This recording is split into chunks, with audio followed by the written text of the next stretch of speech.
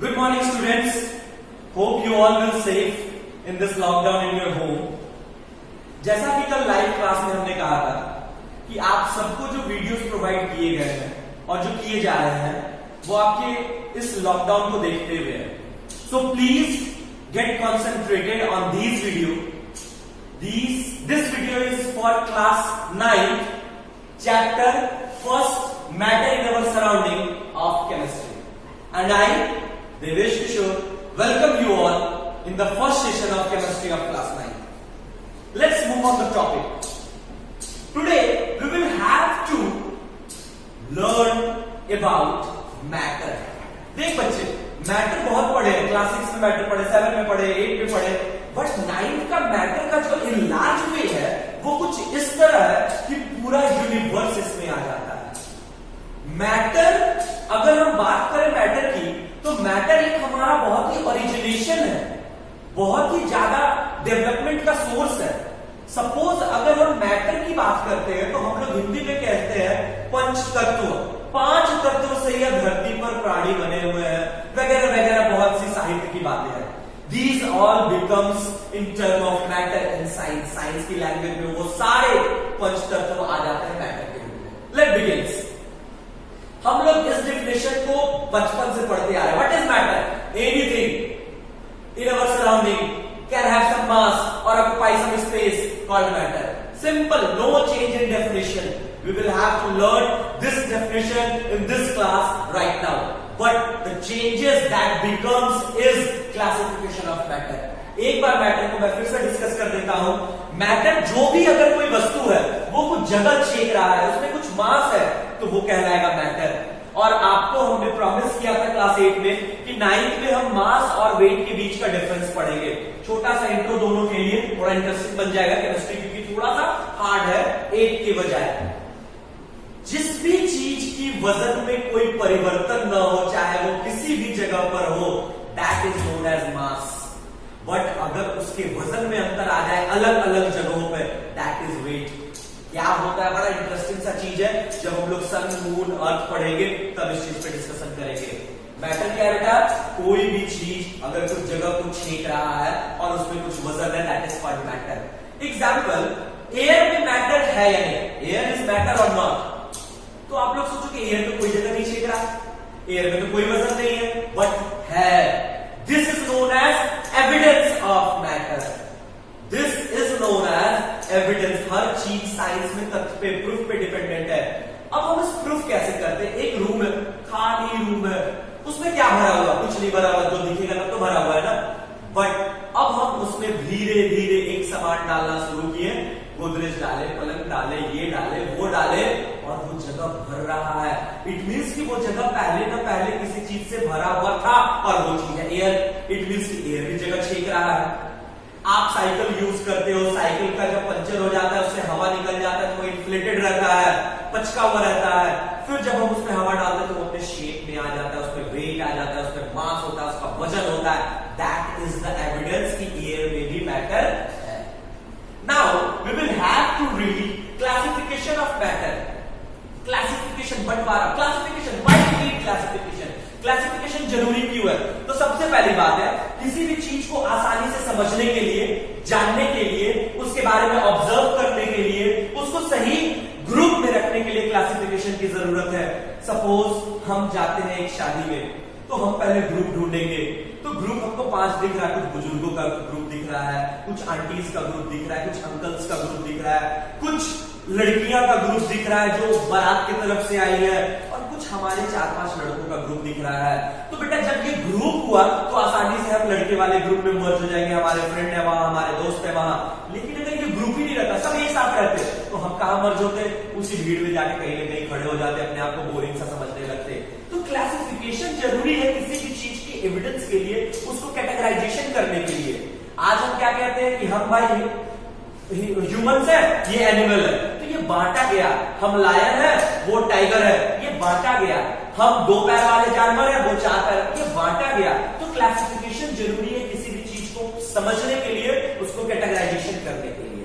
सो matter की भी classification जो है वो 2 बेसिस पे है. Physical property, chemical property. Physical property पे जो क्लासिफिकेशन है, केमिकल प्रॉपर्टी का जो क्लासिफिकेशन है, थोड़ा सा हम लोग यहां देखेंगे। नेक्स्ट फर्दर हम लोग चैप्टर 2 में पढ़ेंगे। ध्यान दीजिए, चैप्टर 2 पार्ट 2 नहीं, चैप्टर 2 में पढ़ेंगे। फिजिकल प्रॉपर्टी के आधार पर मैटर 3 तरह के होते हैं, सॉलिड, लिक्विड एंड गैस।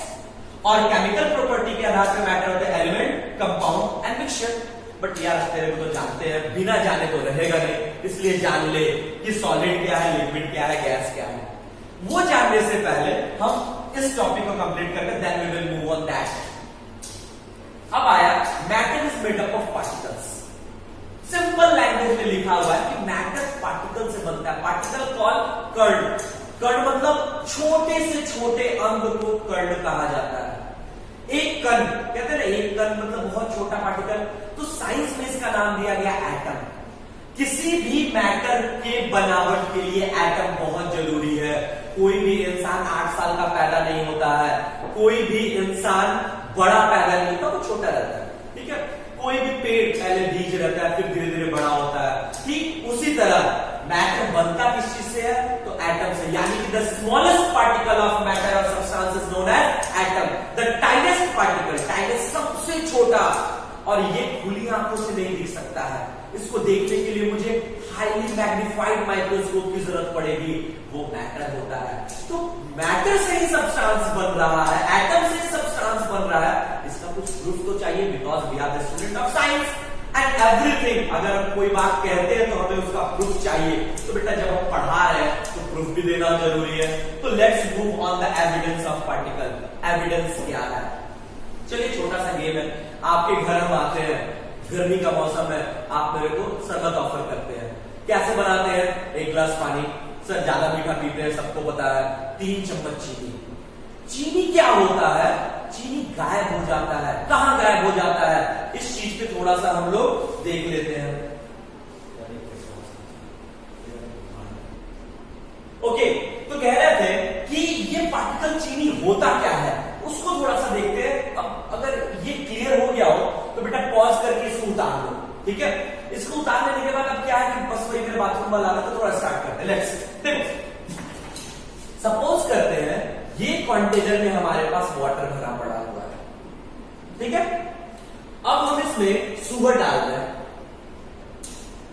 देख बच्चे, शुगर होगा क्या?